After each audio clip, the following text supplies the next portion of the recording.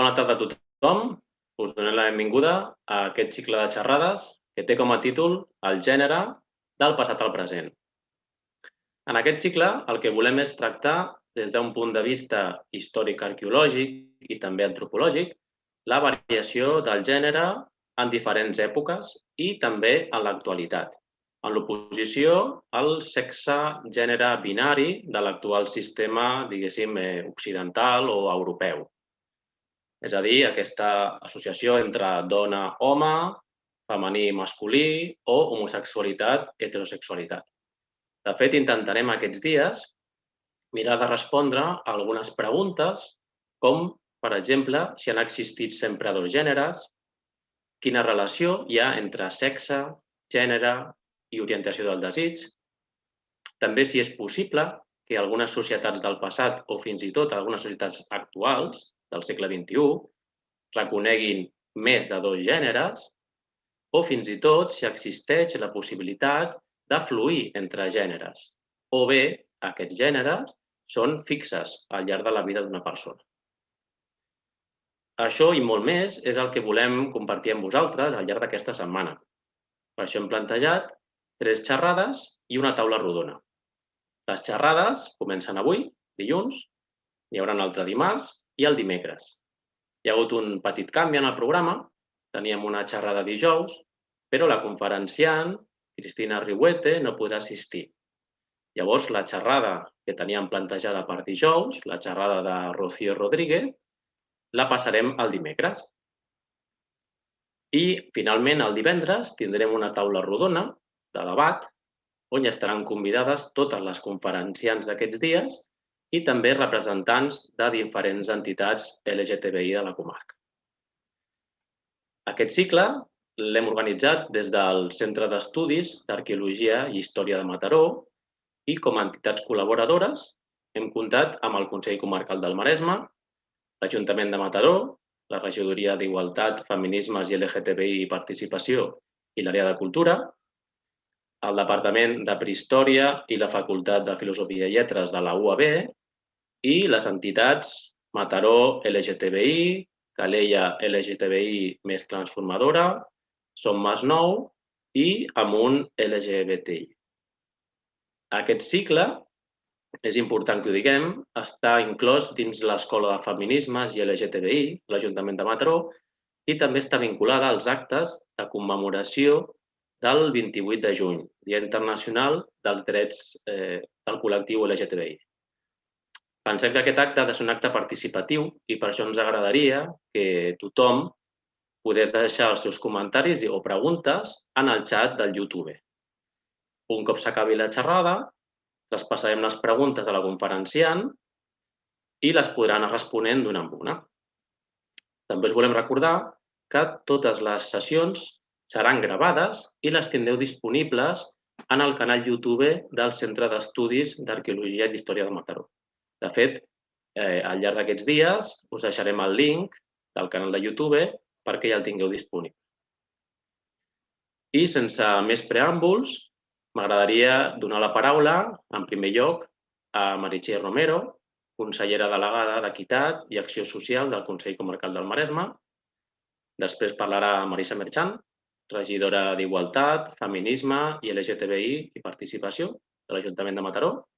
I, finalment, Maria José Pérez, regidora adjunta de Cultura i Suport a Entitats Culturals de l'Ajuntament de Mataró.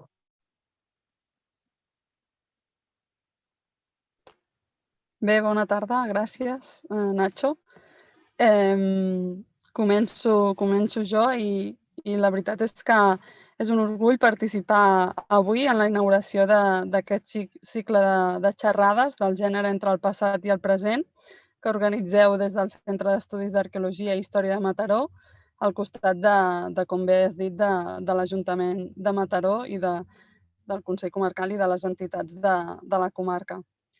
Des del Consell Comarcal del Maresme ens hem sumat de seguida a la proposta que ens vau fer l'any passat com a entitat organitzadora perquè vàrem veure que responia a la necessitat de crear espais de debat on es pogués intervenir des de diferents especialitats i àmbits d'interès sobre la diversitat sexual i de gènere.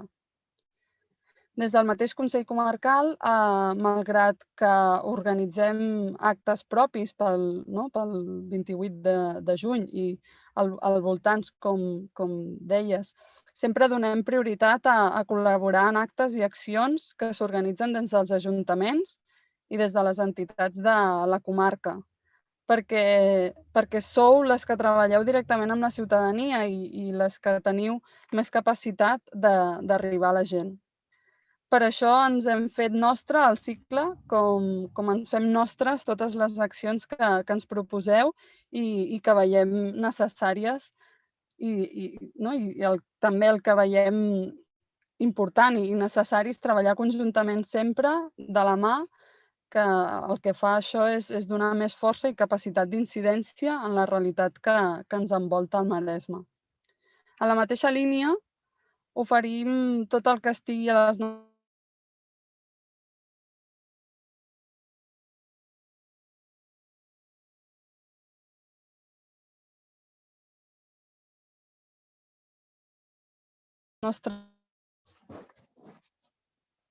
Hola, s'ha tallat, no?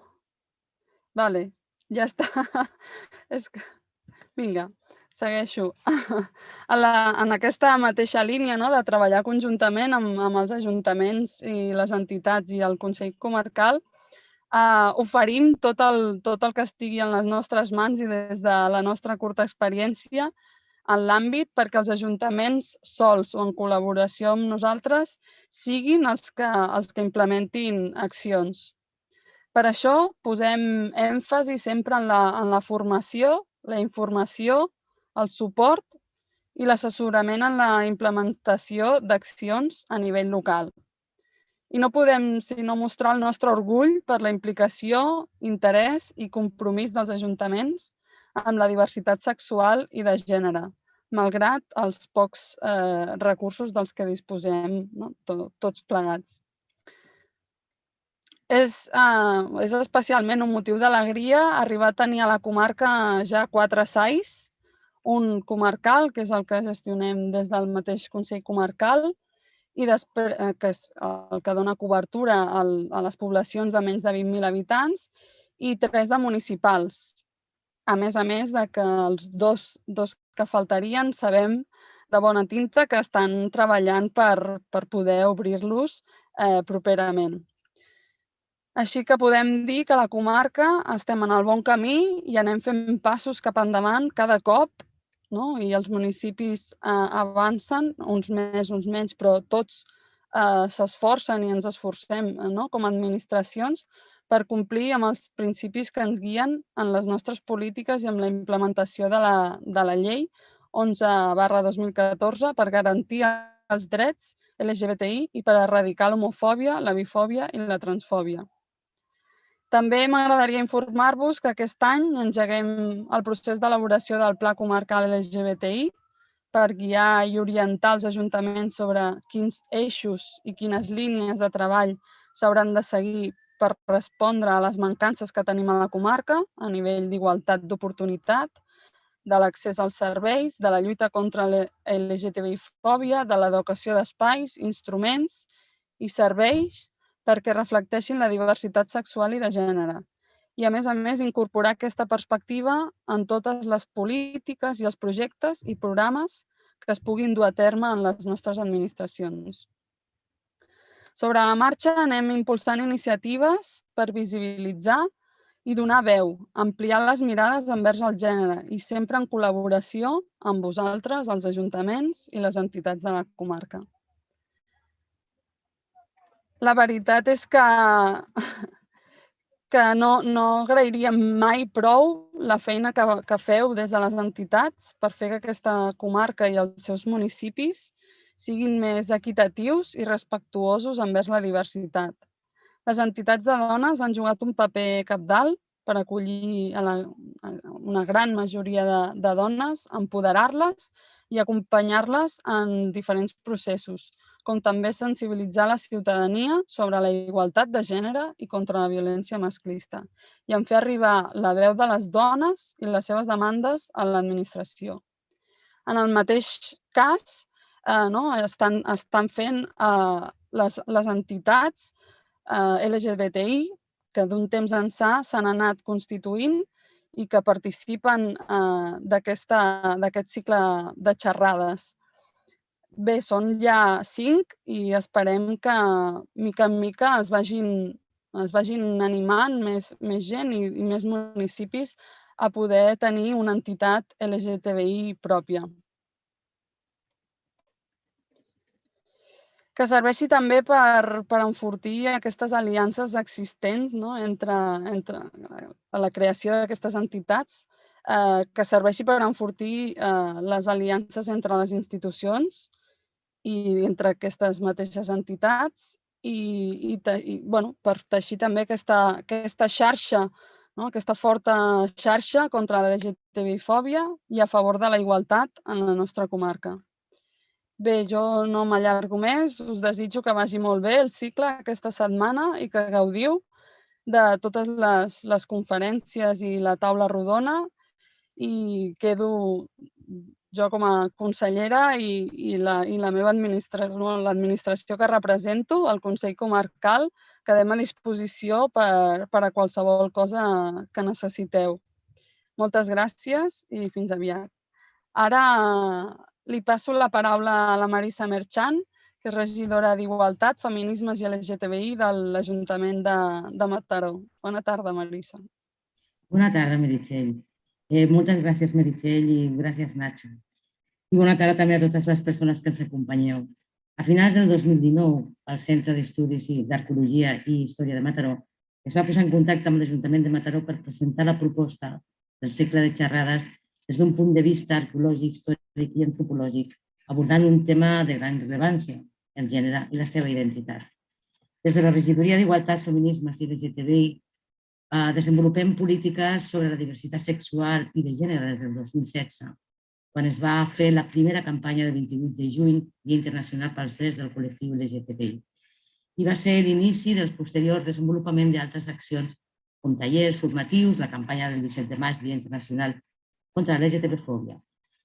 El projecte de coeducació de les escoles bressols municipals de Mataró, l'adhesió a la xarxa de municipis LGTBI de Catalunya, l'obertura del Centre d'Atenció Internacional SAI el 2019 i l'aprovació del tercer Pla d'Igualtat de Gènere per la ciutadania del 18 al 22, que integra les polítiques no només d'igualtat dona-home, sinó també les de diversitat sexual i de gènere, i la programació d'aquesta escola de feminismes i LGTBI durant aquest any 2022.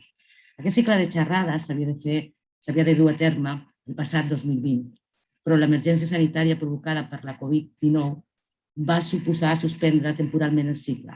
Enguany s'ha reprès l'iniciativa i el cicle s'emmarca en la programació de l'Escola Feminisme i LGTBI, un projecte que té com a objectiu generar espais de diàleg, debat i reflexió al voltant de la temàtica i també s'emmarca en la programació prèvia de la campanya de Mataró del 28 de juny, Dia Internacional pels Drets del col·lectiu LGTBI.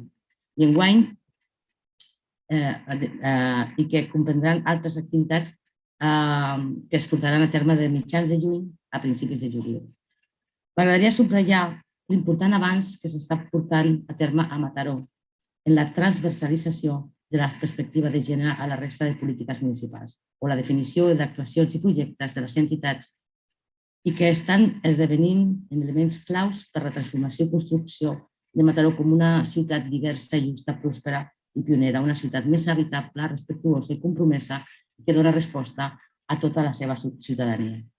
El projecte del Centre d'Estudis d'Arqueologia i Història de Mataró, el gènere del passat al present, és un bon exemple d'aquesta transversalització de la perspectiva de gènere amb altres àmbits dels quals seguim treballant per la transformació social. En aquest sentit, des de la Regidoria d'Igualtat, Feminismes i LGTBI hem donat tot el suport per a la realització d'aquest cicle de xerrades perquè pensem que és una de les claus parlar del present i de parlar del passat parlant del present, perquè si sabem d'on venim també sabrem allà on volem arribar. I per finalitzar, perquè tampoc em vull allargar, són moltes persones avui a parlar, donar les gràcies al Centre d'Estudis d'Arqueologia i Història de Mataró per aquest cicle, donar les gràcies també al Consell Comarcal i a totes les persones i entitats que col·laboren en aquestes jornades que avui presentem. Estic segura que serà unes jornades que tindran molta gent que les podran estar i podran participar en elles. Estarem tota la setmana pendents d'aquestes xerrades i per la meva part només dir-vos una altra vegada gràcies també a l'Helena, que la tenim aquí amb el llenguatge de signes, que s'acompanya, i també a totes les persones tècniques de la Regidoria d'Igualtat, Feminismes i LGTBI, perquè elles també són una part important de la nostra aposta a la nostra ciutat. I res més a dir. Moltíssimes gràcies i passo la paraula a la meva companya, Maria José Pérez, regidora adjunta de Cultura i per les entitats culturals. Gràcies. Moltes gràcies, companya. Bona tarda a totes les persones que estiguin veient en aquests moments, en aquest cicle de xerrades tan interessant que portem des d'avui tota la setmana. Des de Cultura, nosaltres, com ha dit la meva companya, fem polítiques transversals, polítiques on la cultura com a element transformador és la manera que aquesta societat tingui els valors necessaris per ser més pròspera i més justa, més igualitària i lluitar contra la LGTBI-fòbia. Nosaltres des d'aquí hem apostat des d'un principi a afavorir i fomentar nous talents i donar suport a totes aquelles persones i entitats que un dels seus objectius sigui la creació i posar en valor el talent que tenim. Des de Cultura també, com sempre, estem treballant conjuntament amb diferents, de forma transversal, en joventut, en igualtat i també donant facilitats als equipaments on puguin visualitzar i donar visibilitat als projectes, com per exemple des de Sororiar, que vam treballar amb l'aula de teatre, ara també a l'estiu treballarem a Can Palauet al projecte Most, que també va des de la regidoria d'Igualtat. O sigui, nosaltres des de Cultura estem treballant perquè sigui una realitat la justícia social i el valor de totes les persones. També voldria comentar que al llarg de la història el col·lectiu LGTBI ha estat sempre present i ha escrit la història. Nosaltres volem que continuï escrivint la història. No vull ser molt extensa perquè el que interessa és aquesta ponent, la Begoña i en Nacho, que començaran ara i crec que serà molt interessant. Moltes gràcies a tot l'equip tècnic, a la nostra intèrpret de llengües, moltes gràcies a Meritxell Romero també per la seva intervenció i a la meva companya Marisa. Moltes gràcies i endavant, Nacho. Moltes gràcies a totes per les vostres paraules i pel suport al cicle. I ara, si us sembla, començarem amb la xerrada d'avui, la primera xerrada del cicle, que té per títol Cuerpo, Género y Sexualidad, una visión antropológica, i que la impartirà la doctora Begoña Enguix Grau. Us faig 5 cèntims de qui és la Begoña Enguix Grau. Ella és doctora en Antropologia Social i Cultural i professora agregada dels Estudis d'Art i Humanitats de la Universitat Oberta de Catalunya. Coordina el grup de recerca consolidat Medusa, Gèneres en Transició, Masculinitats, Afectes, Cossos i Tecnociència de la UOC.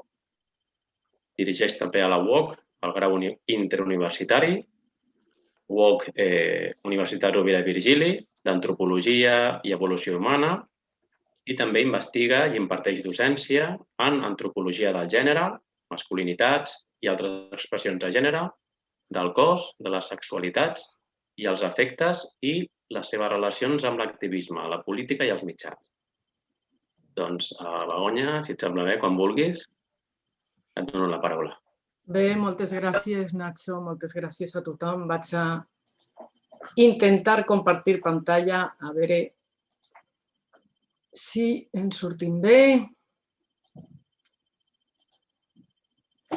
Bé, buenas tardes. Me toca a mí romper el hielo de estas jornadas y quiero hacerlo en primer lugar agradeciendo a Nacho Soriano y al Centro de Estudios de Arqueología e Historia de Mataró su organización. Quiero también agradecer su apoyo a todas las entidades colaboradoras.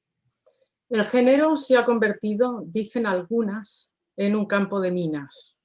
Ciclos como este nos pueden ayudar a ver mejor el campo e intentar evitar esas minas. El título de mi charla hoy es Cuerpo, género y sexualidad, una visión antropológica. La antropología cultural es una disciplina fundamentalmente crítica. Por tanto, como antropóloga, yo esta tarde aspiro a poner sobre la mesa algunas ideas, pero sobre todo aspiro a plantear muchas preguntas. He organizado esta charla en torno a 4 ideas básicas. Cuerpo, género y sexualidad son, cada uno de ellos por sí mismos, un modo de clasificación, pero sin duda los 3 están muy relacionados.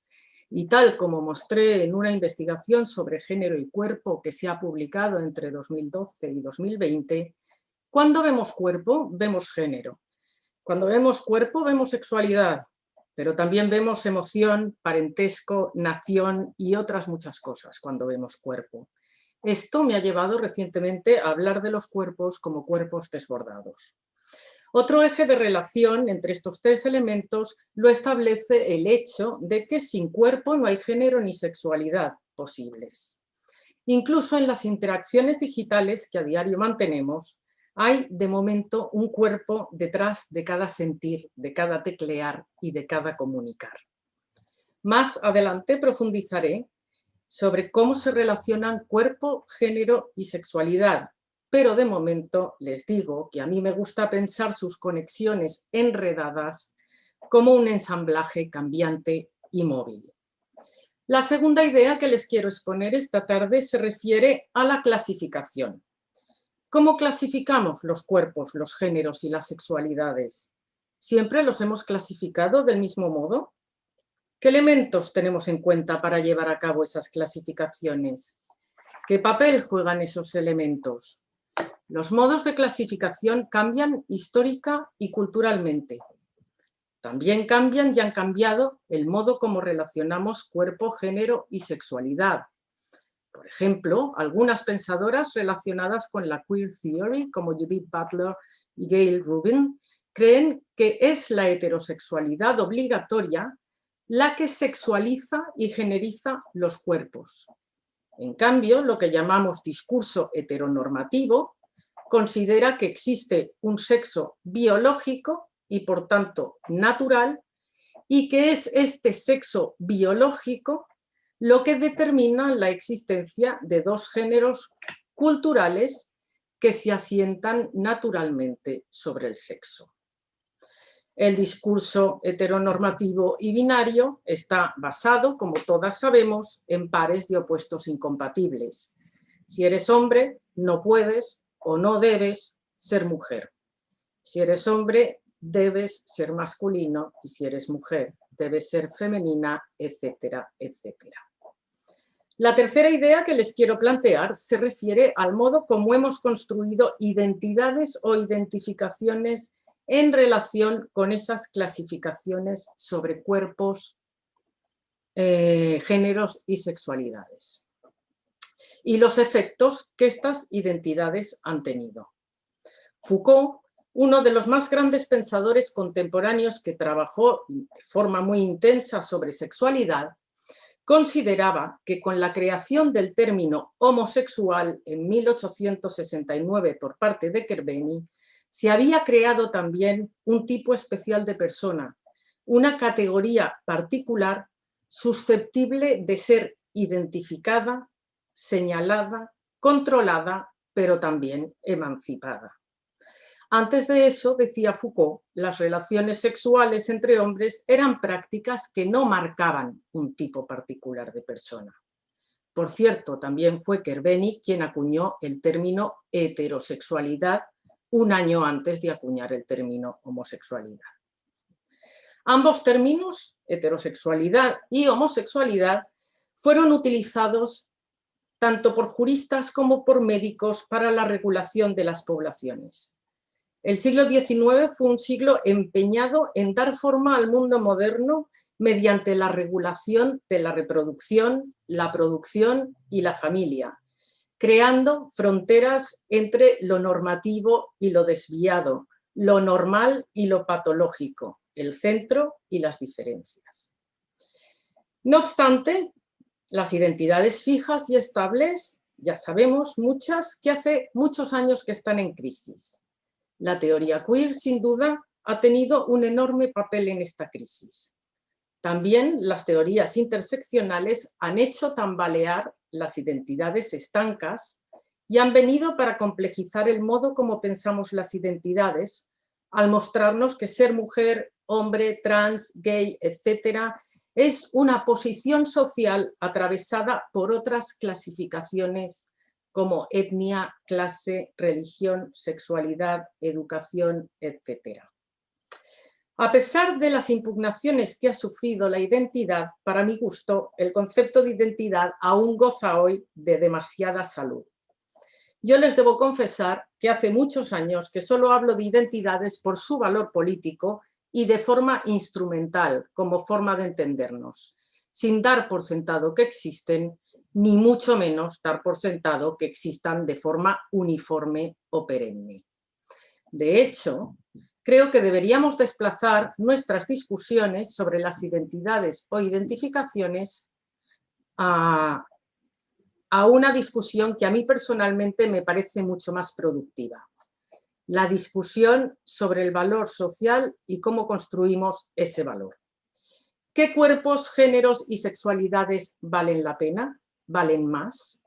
¿Qué podemos hacer para desmontar las escalas de valor asentadas sobre cuerpos, géneros y sexualidades que dan lugar a jerarquías, subordinaciones e injusticias?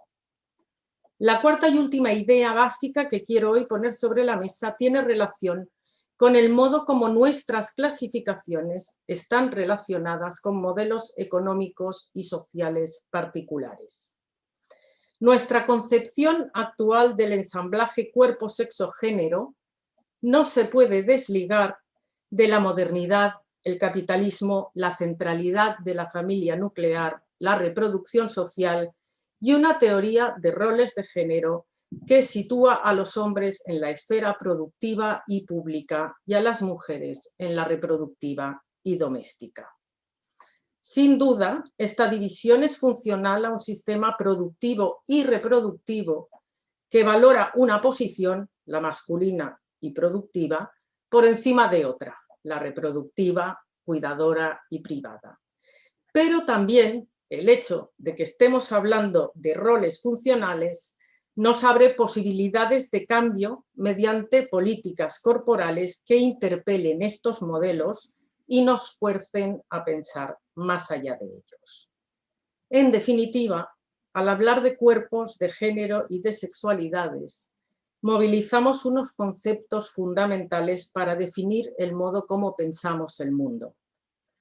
Movilizamos conceptos como naturaleza y cultura, pues el cuerpo y el sexo se nos han presentado como algo biológico y por tanto natural, ¿sí? Pero también movilizamos conceptos como verdad, ambigüedad. ¿Hay un cuerpo verdadero, un sexo verdadero, una sexualidad verdadera de una vez y para siempre? ¿Está esta verdad enraizada en un cuerpo? ¿Es una esencia natural o es fruto de contextos y elecciones circunstanciales? ¿Tiene sentido hoy distinguir la identidad sexual, el sentir y el ser de la orientación, el hacer y las prácticas? Bien, empecemos a hablar de cuerpos. Todas y todos tenemos cuerpo. Es evidente que el cuerpo marca nuestro estar en el mundo y actúa como mediador entre nuestro adentro y nuestro afuera. No obstante, durante muchos años, las ciencias sociales prestaron poca atención al cuerpo. Es más, considerando que el dualismo cartesiano era acertado, En la división cuerpo-mente siempre se nos dijo que lo importante era la mente y no el cuerpo. En nuestra sociedad resulta muy difícil entender el cuerpo como no sexuado. Ya decía Freud que lo primero que nos preguntamos ante un nuevo ser es si es niño o niña, marcándolo ya así antes de nacer con nuestro binarismo oposicional. Nunca nos preguntamos cuántos sexos caben en un cuerpo, cuando de hecho no siempre se ha creído que un cuerpo solo puede albergar un sexo verdadero. Fue San Agustín, en sus Confesiones, en el siglo IV después de Cristo, quien decidió que un cuerpo solo puede contener un sexo verdadero. Según Lacan, en relación con el cuerpo y la diferencia sexual, han existido a lo largo de la historia occidental 3 modelos de representación.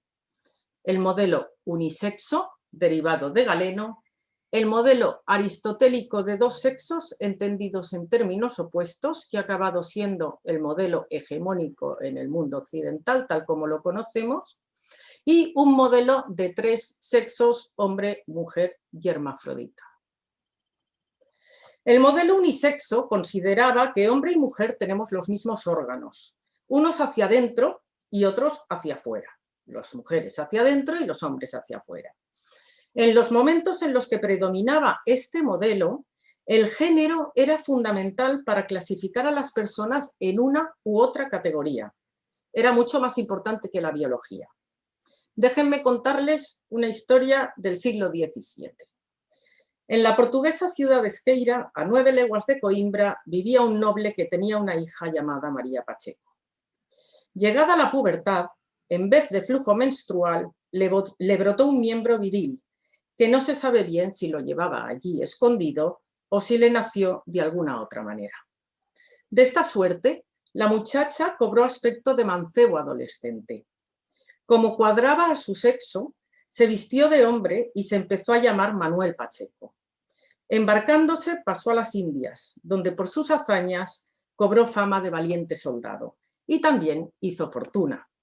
De vuelta a su patria, casó con rica hembra. No sabemos que tuviesen descendencia, pero sí que fue siempre imberbe y de rasgos un tanto afeminados, indicios estos de virilidad imperfecta. Esta historia no nos cuenta un hecho único o aislado. Además de María Pacheco, hubo Elena de Céspedes, María Muñoz, Francesca y Carola Guarna, Filotes de Esmirna, Eteta de la Odisea, etcétera, etcétera, etcétera.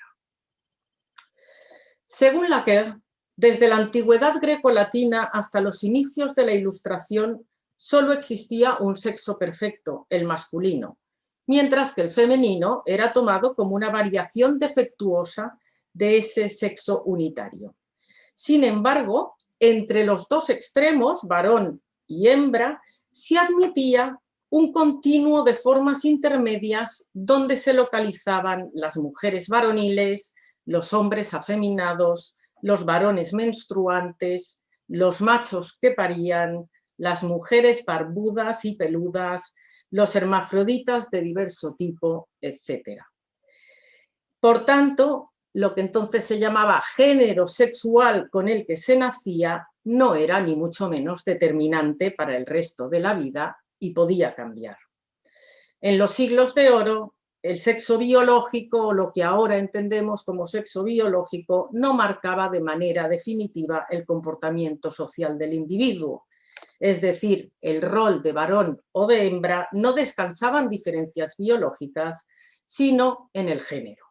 Por ello, cuando una mujer cambiaba las actividades propias de su condición, desempeñando trabajos que suponían un gran esfuerzo físico o vistiéndose como un hombre, podía alterar su lugar dentro de esta concepción sexual única, pasando de mujer a varón y con ello mejorando su posición social. Esto nos muestra cómo la biología no es algo natural, que existe per se y que es incuestionable. Como la bióloga feminista Anne Fausto Sterling afirma, ni el sexo y la naturaleza son reales, ni el género y la cultura son construidos. Estas son falsas dicotomías. nuestra comprensión real, científica de las hormonas, del desarrollo cerebral, del comportamiento sexual, es construida y soporta las improntas de contextos históricos y sociales específicos. Dicho de otra manera, el modo como pensamos la biología es cultural. De hecho, también el hermafroditismo a lo largo de la historia ha cambiado de significado. En el siglo XVIII, por ejemplo, un siglo con muchísima producción científica sobre el tema, verdaderamente obsesionado con el hermafroditismo, Poolney consideró que el hermafroditismo se refiere a la preferencia sexual y a la conducta, es decir, no tiene nada que ver con la biología y nos dice que son hermafroditas quienes tienen relaciones con el mismo sexo adoptando un rol sexual pasivo. Laqueur, en su maravilloso libro La construcción del sexo, nos dice que fue en el siglo XVIII cuando el sexo se sobrepone al género como elemento fundamental para la construcción de identidades, provocando la transición de un sistema sexual basado en la existencia de dos géneros, masculino y femenino, y 1, 2 o 3 sexos, a un sistema de 3 géneros, masculino, femenino y afeminado, y 2 sexos. El paradigma de 2 géneros fundamentados sobre 2 sexos biológicos empezó a predominar en la cultura occidental a principios del siglo XVIII. Como he comentado, el pensamiento médico renacentista aceptaba sin ningún reparo el cambio de sexo de mujer a hombre, puesto que ello implicaba una mejora en la naturaleza, porque la medida de todas las cosas, ya nos lo mostró Leonardo, siempre ha sido el cuerpo masculino. Mucho menos documentado está el cambio contrario, de varón a hembra. El hombre ha representado la razón frente a la emoción, la actividad frente a la pasividad, el valor frente al cuidado, es decir, todos aquellos rasgos más valorados socialmente. A partir de los años 90 del siglo XX, distintas teóricas feministas sitúan el cuerpo en el centro de la crítica a los modelos binarios de sexo y género y consideran que el binarismo sustenta la desigualdad social, las jerarquías sociales e incluso la violencia. Desde el posthumanismo y otras epistemologías feministas se considera que el cuerpo y el género no son naturales, normales ni esencias, tampoco son atributos. Butler nos dice, el cuerpo no es un ser, sino una frontera variable, una superficie cuya permeabilidad es objeto de regulación política, una práctica significante en un campo cultural de jerarquía de género y heterosexualidad obligatoria. Nace así un feminismo corporal que cuestiona la división cartesiana entre cuerpo y mente, el predominio de lo racional en el análisis social y también cuestiona los límites de la naturaleza y de lo humano, no solo entre sí, hablándonos de hombres y de mujeres, sino también en relación con otras especies y con las máquinas, siguiendo el célebre manifiesto Cyborg de Donna Haraway. La naturaleza del cuerpo, naturaleza entre comillas, como estamos viendo, deviene el foco central del debate feminista y un elemento clave para explorar de forma crítica la naturaleza, la cultura, el sexo, el género y sus límites. Los debates feministas han evidenciado que la división entre cuerpo y mente es una división generizada, dualista y estereotipada que opone la masculinidad como mente, racionalidad y cultura a la feminidad como cuerpo y racionalidad y naturaleza. Por tanto, el cuerpo es hoy un elemento fundamental para cuestionar el universalismo masculinista y antropocéntrico y el hecho de que el hombre aún sea el símbolo de la humanidad. Pero no hablamos de cualquier hombre, hablamos de un hombre muy específico, varón, masculino, occidental, blanco y heterosexual. La categoría de lo humano se ha construido así, mediante exclusiones, dejando fuera a las mujeres, a las personas racializadas, a disidentes sexuales, afectivos y de género, a todas aquellas que no cumplieran el estándar de una supuesta humanidad que condenaba a la invisibilidad a muchos seres humanos y a todos los considerados no humanos. Y no hablo solo de otras especies, sino también de los indígenas, que durante muchísimo tiempo fueron considerados infrahumanos. Desde un ideal de humanidad marcado por el antropocentrismo, el androcentrismo, el capacitismo y el etnocentrismo, y me perdonan ustedes tantos ismos, pero era necesario. En consecuencia, la cuestión del género y del cuerpo, con el que aún hoy se engarza y enreda el género, son ejes fundamentales para la crítica y la justicia social. Bien, el cuerpo ya es género. Tal como las cosas son hoy, no hay cuerpo sin género ni género sin cuerpo. Y aún así, la relación de cuerpo, sexo y género es a veces confusa, como acabamos de ver. El cuerpo se nos presenta como un elemento natural, definido por la biología, pero lo trans nos muestra hoy las posibilidades que ofrecen los cuerpos a la multiplicidad y el cambio.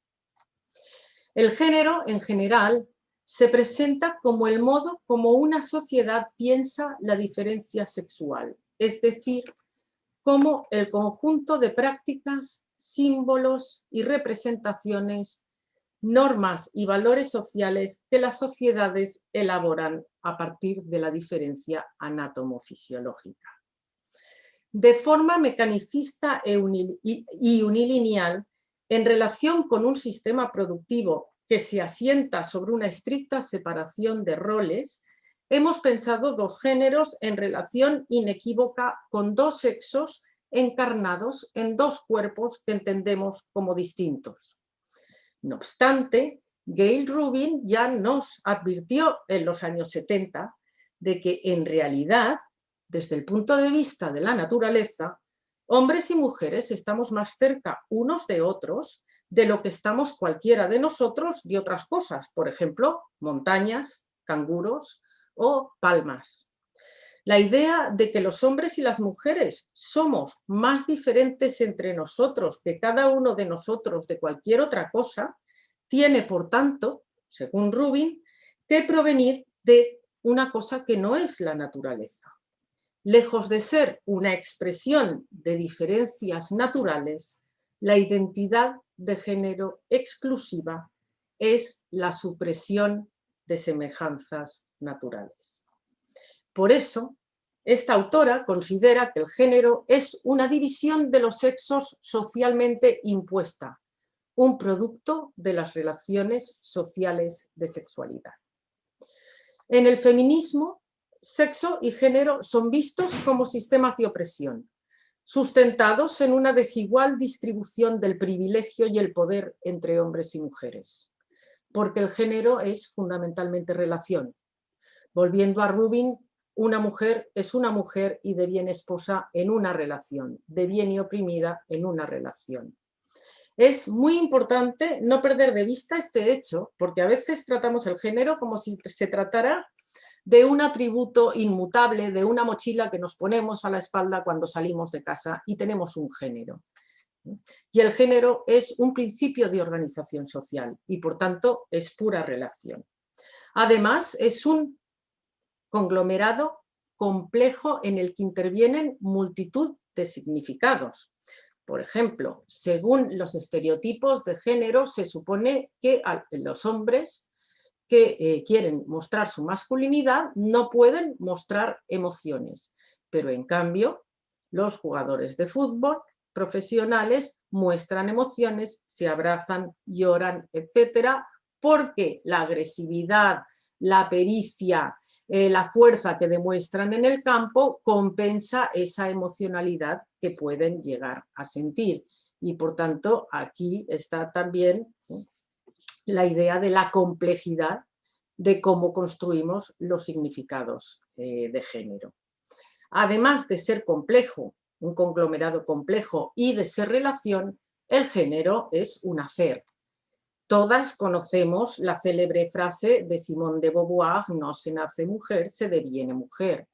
Donna Haraway dice que el género es un verbo, no un nombre, y que siempre se refiere a la producción de sujetos en relación con otros sujetos y artefactos. Precisamente, uno de los rasgos más famosos de la teoría queer en su versión Butler se radica en la performatividad de género. No solo actuamos el género con cada una de nuestras vidas y nuestros gestos, sino que además el género es performativo, es decir, da una forma determinada al mundo que nos rodea, crea ese mundo con unas características determinadas que nunca están fuera del género. Las naciones son generizadas, las profesiones son generizadas, los roles sociales son generizados. Siempre está el género detrás.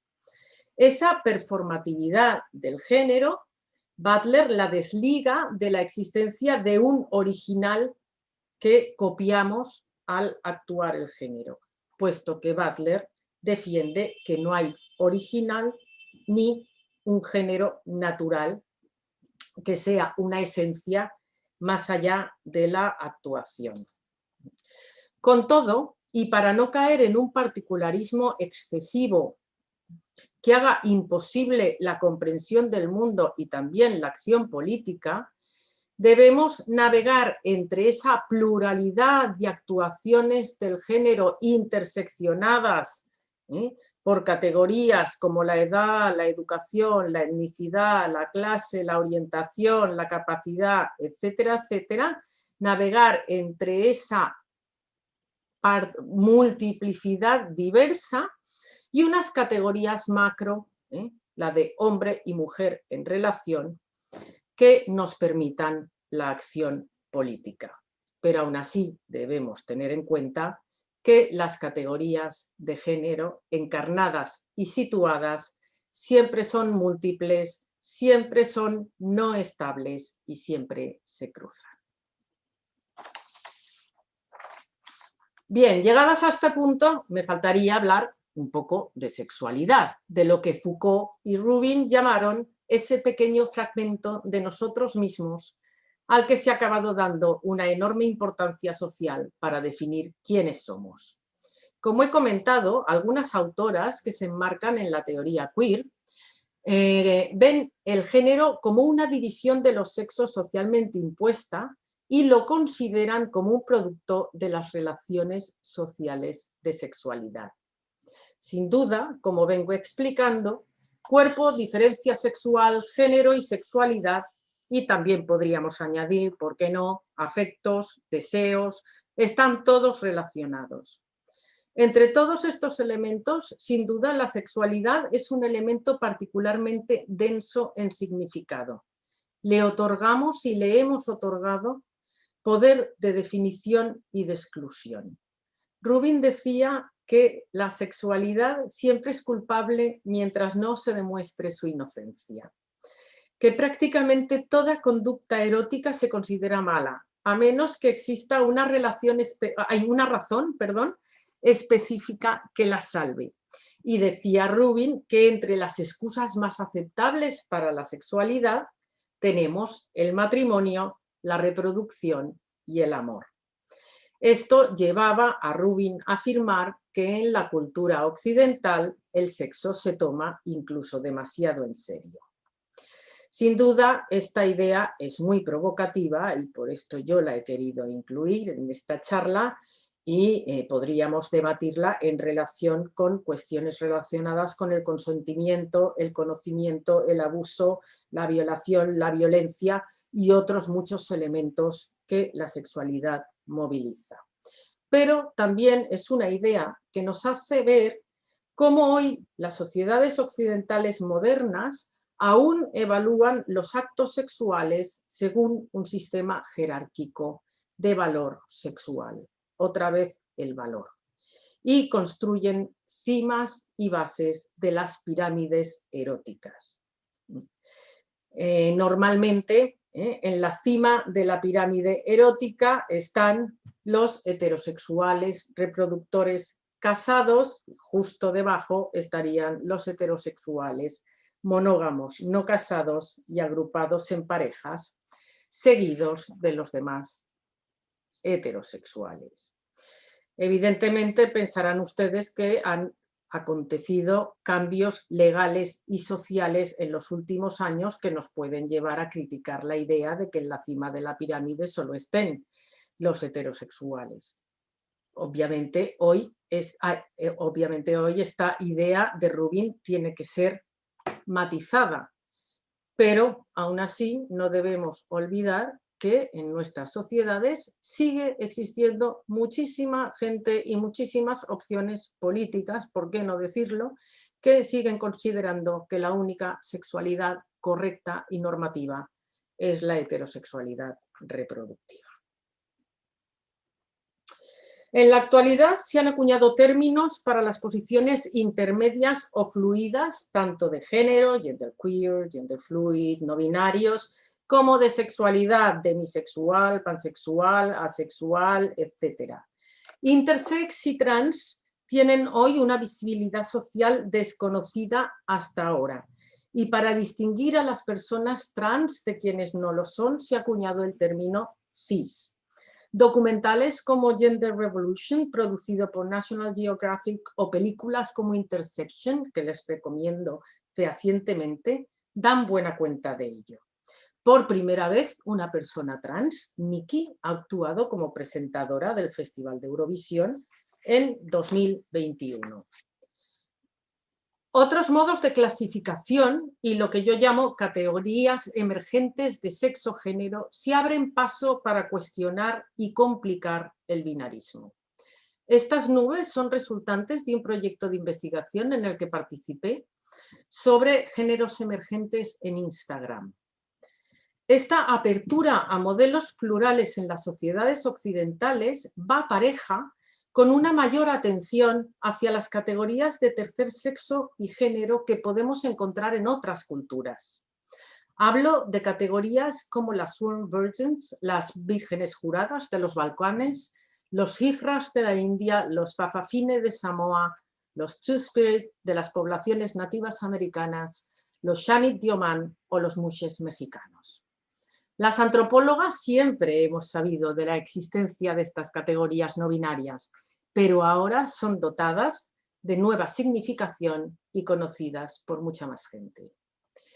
En el contexto europeo, las vírgenes juradas han sido conocidas desde el siglo XV en zonas de Montenegro, Serbia, Kosovo, Albania, Bosnia y Croacia.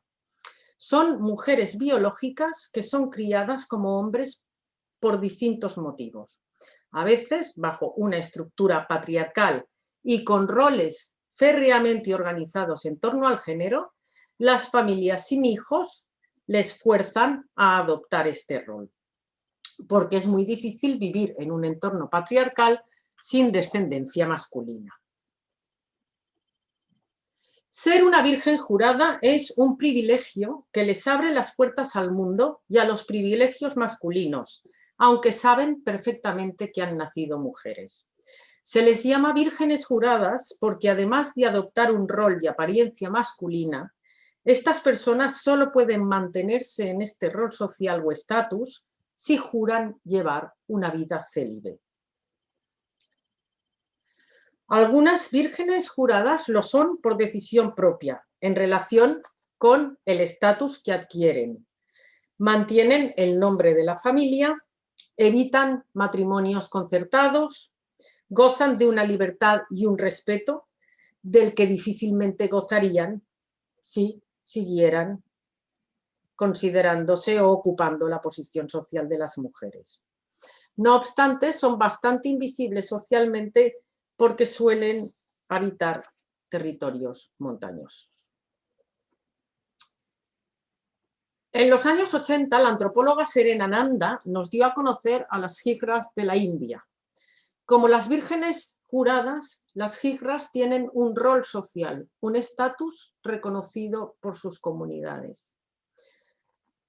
Las hijras, ven ustedes que voy alternando el género de los artículos, por no utilizar siempre el masculino genérico, escribo los artículos siempre con X, pero es impronunciable. Las hijras no son hombres ni mujeres, no son transexuales ni travestis, ni necesariamente eunucos, ni hermafroditas, ni homosexuales. Más bien son transgénero, un tercer género que vive en la India, Bangladesh y Pakistán, en un contexto religioso que permite esta multiplicidad. El término hijra se utiliza para designar una posición de tercer género que pueden ocupar tanto quienes han nacido con genitales no estándar y son considerados como hermafroditas, como hombres o incluso a veces mujeres. Datan de la antigüedad y son reverenciados y temidos, pues se supone que tienen poderes sagrados por vivir en esta posición intermedia. En sus bailes en bautizos y bodas se les supone portadores de la buena fortuna y de la fertilidad, aunque en los últimos 150 años, debido a la colonización y a la imposición de la moral occidental, muchos hijras han caído en los márgenes de la sociedad y muchos de ellos, incapaces de obtener trabajo, se han dedicado al trabajo sexual. Se calcula hoy que hay entre 2 y 4 millones de hijras en toda la India. Aunque la mayoría nacieron varones, se refieren a sí mismas en femenino y visten ropas de mujer, sin que ello les otorgue una identidad femenina, lo que las distingue claramente de nuestros paradigmas culturales acerca de la homosexualidad o la transexualidad. De hecho, India ha reconocido legalmente el género eunuco como algo distinto del masculino y el femenino y lo ha incorporado como una opción al pasaporte. En la India, el Tribunal Supremo aprobó una reforma en abril del 2014 para dar reconocimiento y apoyo a esta comunidad, mientras que en Nepal, Pakistán y Bangladesh, en 2018 se ha aceptado legalmente la existencia del tercer género. Han formado parte de la vida cotidiana de la India desde la antigüedad y han disfrutado de reconocimiento social a lo largo de la historia. Durante el Imperio Mogol, las hijras ejercían de cuidadoras de los hijos del emperador e incluso ejercían como consejeras de Estado, teniendo muchas propiedades y muchos sirvientes. En la actualidad, su influencia entre las clases populares sigue siendo bastante importante, puesto que al tener el poder de bendecir o maldecir y de favorecer la fertilidad, se les cuida, pues si no se les cuida, pueden traer desgracias consigo. Y a cambio para cuidarlas, lo que se hace es hacerles ofrendas en forma de dinero, de arroz, de azúcar, para librarse del mal de ojo o de una maldición de una hijra. Actualmente, la comunidad hijra se organiza en casas regentadas por un nayak. Ven ustedes, esto es un artículo del País. O sea, la visibilidad en el contexto occidental de estas posiciones de género que no son binarias es creciente en estos momentos. La comunidad hijra se organiza en casas regentadas por un nayak, que suele ser la hijra más anciana, que les protege y les representa. Y allí aprenden a cantar, a bailar y los rituales mágicos que luego van a realizar en bautizos y bodas.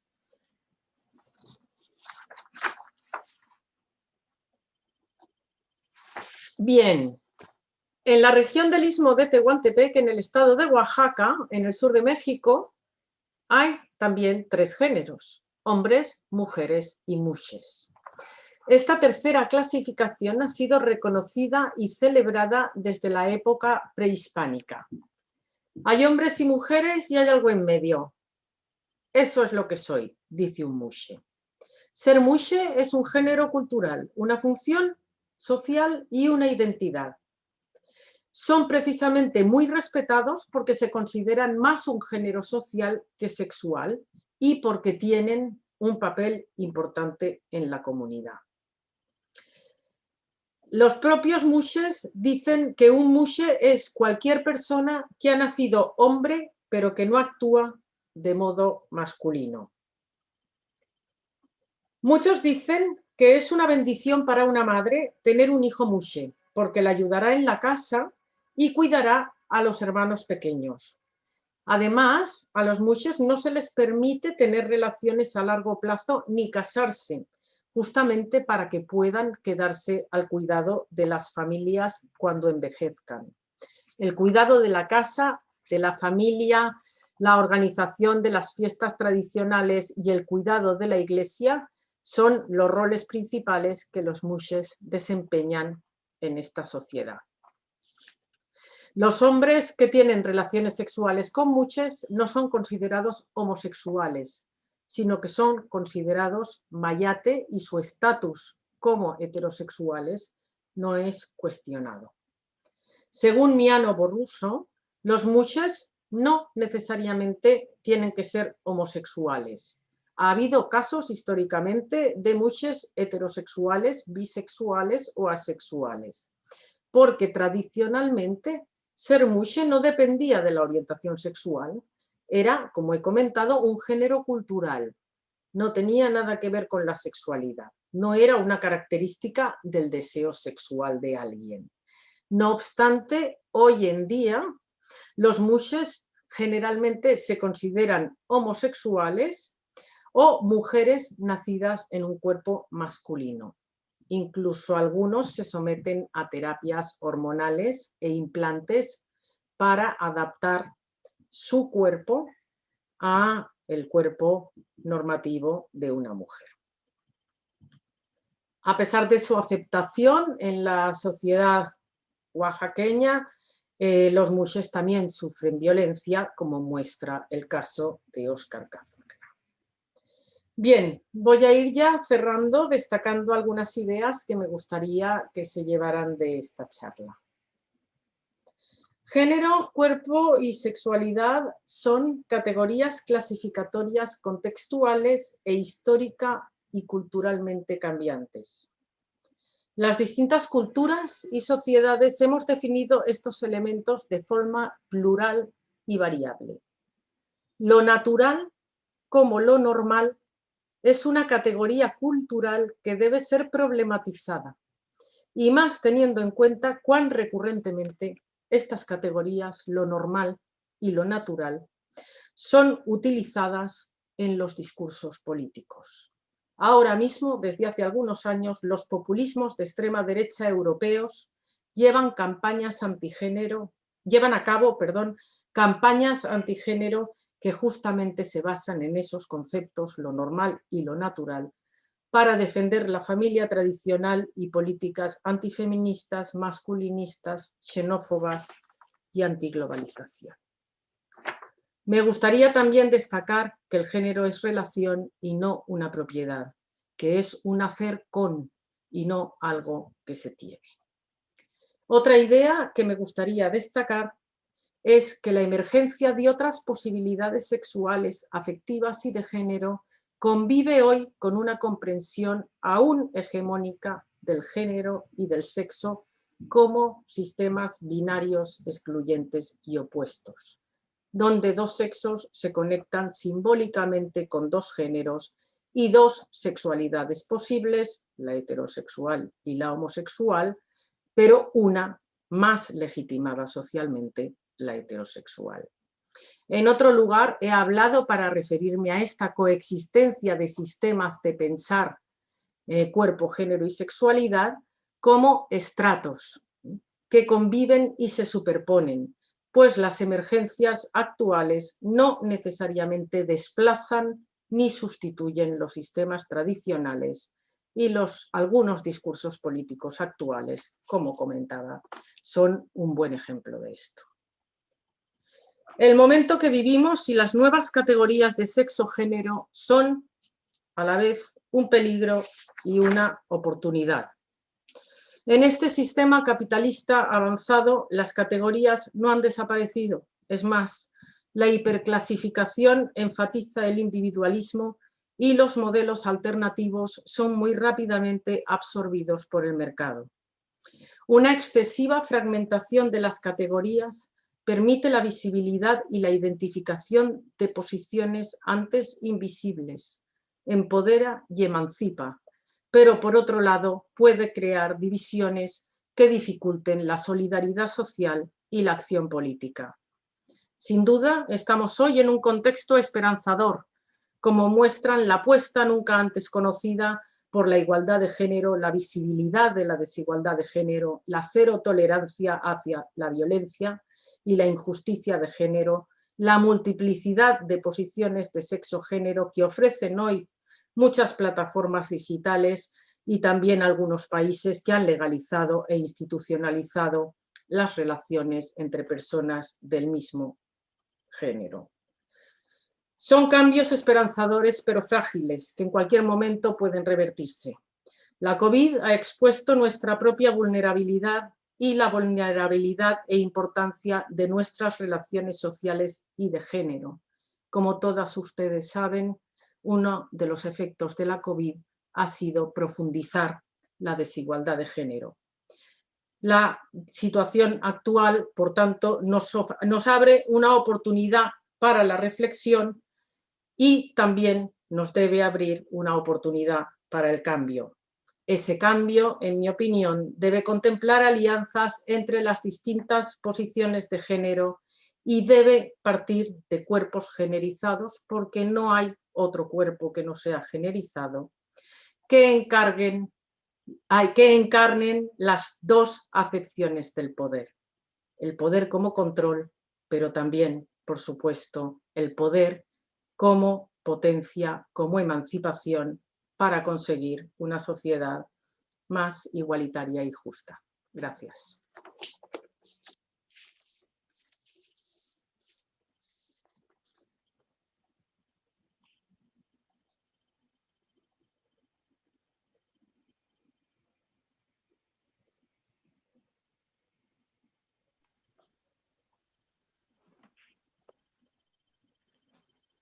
Muchas gracias, Begoña, por la conferencia. Creo que ha sido muy interesante y has aportado un montón de información, creo que muy valiosa para poder entender la relación entre género, entre sexo, sexualidad, no solamente actualmente, sino desde el momento en el que se empezó a hablar de este tipo de divisiones y los diferentes puntos de vista que han habido, ¿no? Un poco mostrar que no es algo tan estricto ni tan único, sino que hay mucha más diversidad de la que a veces nos pensamos.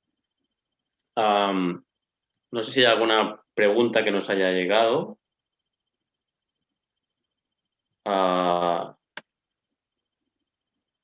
tenía una pregunta que te quería hacer. A ver, me parece muy interesante cuando has hablado de, por ejemplo, del caso de los mushes, de los dos espíritus, ¿no? en América y Canadá, o del caso de los IGRAS.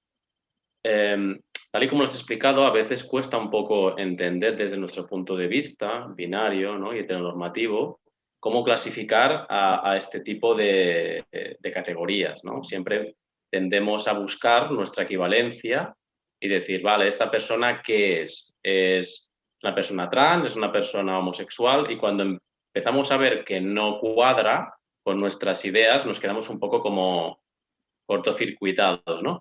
Entonces me gustaría un poco recalcar quizá, o que nos explicases una cuestión que has comentado, y es que muchas veces estas categorías no son ni masculinizaciones de mujeres ni feminizaciones de hombres. Son otra concepción que desde nuestro punto de vista a veces no podemos entender porque tampoco conocemos esa cultura y que van a veces ligadas también a otros conceptos, ¿no? Más allá del sexo y del género, que quizá tienen que ver con el mundo ritual o con su folclore o su cultura.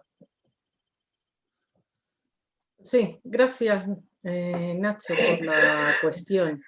A ver, son roles, o sea, lo has explicado estupendamente. Creo que más claro que tú es difícil que yo lo pueda explicar. Nosotros lo que hacemos es intentar traducir esas realidades a nuestras categorías y entenderlas según nuestras categorías, pero aquí lo importante es tener en cuenta que nuestras categorías son de la semana pasada y que no nos pueden servir para explicar todo el mundo y toda la variabilidad de la experiencia humana y las posibilidades que se abren ante lo humano, ¿no? Entonces aquí ya hay como un primer momento como de fractura, ¿no? De despertarse y decir, no me sirve, o sea, ¿qué son? No puedo entenderlo. Luego hay otro elemento que en el caso de los muches no es tan claro, pero en el caso de los Hijras o de los Two-Spirit que tú has comentado, de las culturas nativas de Estados Unidos y Canadá, tienen un estatus sagrado. Es decir, no es solo que se ocupen de aspectos rituales, de cuidado de la comunidad o renovación de la comunidad, sino que precisamente han estado marcados por una diferencia que les hace situarlos, o sea, es decir, cuando nacen hay algo que ya indica a las familias que aquel ser va a pertenecer a esta categoría. Y a partir de ese momento ese ser pasa a ocupar un lugar que, por ejemplo, en el caso de los Two-Spirit tradicionalmente era sagrado. Es decir, pero sagrado por el poder ritual que tiene, no sagrado por los roles que lleva a cabo. Porque luego al final, ¿qué pasa? Que aquí hay todo es un arma de doble filo. A mí, cuando estuve documentándome sobre los muches, por ejemplo, me llamó mucho la atención, ¿no? la cita esta que he leído, de que los muches antes no se definían sexualmente. O sea, el ser muche era el ocupar un espacio en el que tú tenías un rol muy claro definido en la sociedad, igual que las mujeres tienen un rol y los hombres tienen un rol, los muches tienen otro rol, que da igual el cuerpo y hay un montón de vídeos en internet, si quieren verlos, ¿no? De todas estas figuras y otras más, porque se puede ver a la gente hablando y es interesante. ¿Qué ha pasado? Que con el tiempo, por ejemplo, Juchitán, que es un centro muche importantísimo, se ha convertido en un centro de peregrinaje gay. Entonces, esta retroalimentación, ¿no? O este contacto entre estas categorías que se consideraban al margen, yo creo que es la manera de decirlo, ¿no? Al margen de nuestras clasificaciones, ni hombre ni mujer, mushe, o sea, no me liéis, o sea, yo soy otra cosa. Al final, nuestras lógicas, sean binarias o sean plurales, se han acabado, ¿no? Asentando sobre ellos, y bueno, en internet lo podéis consultar, ¿no? Es una meca gay. Y ahora, por ejemplo, los muches se están hormonando, se están implantando, algo que hace 40 años o 50 años era impensable porque no había necesidad de que el rol correspondiera con el cuerpo. El rol era intermedio y el cuerpo era pues el cuerpo con el que se había nacido. Esa necesidad de correspondencia, ¿no? A un cuerpo le corresponde un único sexo, a ese cuerpo con ese sexo le corresponde un único género, a ese género le corresponde una sexualidad y un rol. No, estaban en otra onda, si me permitís la expresión, ¿no? Y bueno, pero estos son algunos casos. Hay muchísimos más, pero quiero decir, es que no hace falta irnos a México o a la India, o sea, aquí mismo. O sea, las historias de Ambroise Paré mismamente, ¿no? Los prodigios y los monstruos, las metamorfosis de Ovidio, es decir, son parte de la cultura occidental, en la que el cambio era algo contemplado. Es decir, el cierre del sistema binario y la estabilización del sistema binario es cosa de finales del siglo XVIII, el XIX ya de forma todavía más potente, y bueno, ya y ahora, ¿no? Que estamos de alguna manera desarmando o desandando, ¿no? Sí, claro, un poco con lo que decías ahora al final, yo también tenía otra cuestión que tenía que ver un poco con esto, ¿no? Que es la diferencia que has planteado entre lo que sería lo normal o lo natural y lo normativo, ¿no? Que generalmente en la manera de hablar o en general se tiende a unir las dos cosas, pero es importante, ¿no? Ver una cosa es, o sea, lo que se considera normal o natural en nuestra sociedad no es que sea normal o natural, es que se naturaliza una serie de pensamientos que habría que llamar que es normativo, que es lo que la norma implica o te dice o te impone que has de ser por un cuerpo, por un género, por una orientación. Pues esta división creo que, bueno, que ya la has explicado, pero si puedes un poco acabar de aclarar, porque creo que es interesante que la gente tenga esta distinción, ¿no? Que muchas veces no se hace.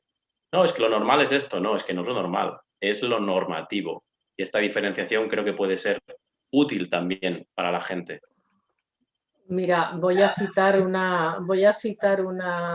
un escrito de la carroza de 100 lesbianas visibles en el Orgullo de Madrid que me gusta. Es una carroza autogestionada y va llena de cartelitos que ellas mismas hacen, ¿no? Y hay uno que cuando estaba trabajando sobre el orgullo, que hace 1 año y medio ya que acabé, siempre fotografiaba porque me gustaba muchísimo, que decía: normal es un programa de mi lavadora. A ver, aquí digamos el elemento fundamental es la clasificación, el impulso clasificatorio. El impulso clasificatorio, esto lo iba a decir, pero bueno, ya como me alargaba mucho, lo quité. El impulso clasificatorio conlleva siempre 3 procesos. Un proceso que es normativo, tú clasificas, distingues algo de algo, valoras esto como normal, esto como anormal, y a partir de ahí creas la norma. Esto va de suyo, es decir, sin clasificación no hay norma, toda norma conlleva una clasificación. Y esto es precisamente lo que yo creo que hay que darse cuenta. Es decir, que las categorías con las que pensamos, con las que nos pensamos nosotras y con las que pensamos a los otros, no son categorías que existen, son categorías que tienen una historia y unos intereses detrás, ¿no? Entonces, clasificación, centro-periferia, normal, patológico, nivel normativo. Ahí. Entonces, ¿qué pasa? Que de nuevo hay como una retroalimentación entre lo normativo como norma y lo normal, que acaba siendo lo normativo, pero que no es lo normativo porque normal es solo un programa de la lavadora. O sea, para una antropóloga no hay nada que sea normal. Hay algo que se ha construido como normal para fundamentar lo normativo. Pero es que incluso la biología, o sea, yo una de las cosas que quiero destacar, porque yo cuando entré en contacto trabajaba entonces sobre intersex, y cuando entré en contacto con toda la biología feminista, o sea, yo me llevé una gran sorpresa, o sea, para mí fue muy iluminador, porque te planteas muchas cosas y te cuestionas muchas cosas, pero lo que no te llegas a cuestionar es que realmente el modo como pensamos la ciencia, el modo como construimos la ciencia es profundamente cultural e histórico. Y no siempre ha sido así, espero haberlo demostrado, ¿no? Entonces, claro, la categoría normal y la categoría natural, ¿no? Son 2 categorías que hay que someter a crítica porque además, bueno, dice Paternotte, David Paternotte, que es creo que es sociólogo, está en la Universidad Libre de Bruselas y es una de las personas que está trabajando en el movimiento antigénero en Europa. Dice que la entrada al movimiento antigénero siempre se produce en conexión con una de las 3 Ns: nación, naturaleza o normalidad. Es decir, que pensemos, ¿no? Cuando decimos normal o natural, pensemos que estamos haciendo porque tiene consecuencias y está teniendo consecuencias importantes, ¿no? Cuando natural, bueno, pues sí. Obviamente necesitamos esquemas, ¿eh? Es decir, es como el particularismo este del que yo hablaba, pues lo que se habla tanto la categoría unitaria mujer en relación con las teorías interseccionales. Yo siempre cuando doy clases digo, a ver, hay que jugar con ambas, porque es que si empezamos a interseccionar, al final no podemos hablar más que por nosotras mismas. Tú por ti mismo, yo por mí misma, mi vecina por... Entonces hay que estar jugando siempre con los niveles, pero bueno, desde una mirada crítica, ¿no? Sabiendo que estás jugando con los niveles porque necesitas jugar con los niveles, no porque sean naturales o normales o unitarios, ¿no?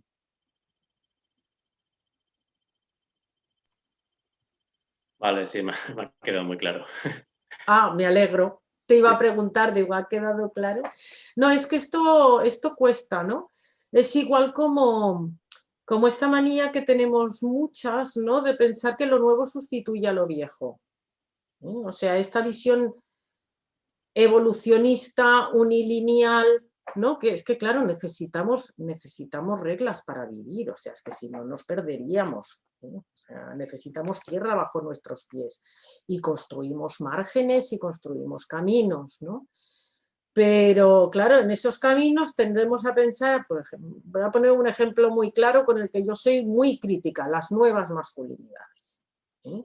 Entonces todo el mundo que, oh, ya han llegado las nuevas masculinidades, ya se han acabado todos los problemas, y dices, a ver, un momento, un momento, que tengamos disponibles otros modelos no quiere decir que los modelos que ya teníamos hayan desaparecido, incluso es posible que se callen y reaparezcan, pero no caigamos en la tentación, ¿no?, de empezar a repicar las campanas, ¿no?, porque somos un país democrático y moderno con muchas libertades que hace 40 años o 50 años no teníamos y de las que muchos otros países no gozan.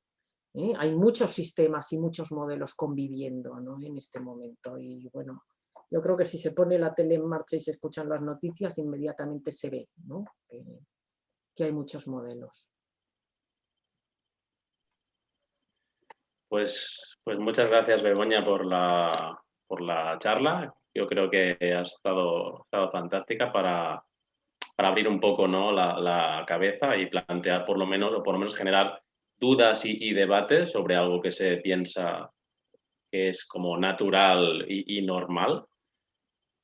Y bueno, contamos contigo el viernes para la mesa redonda.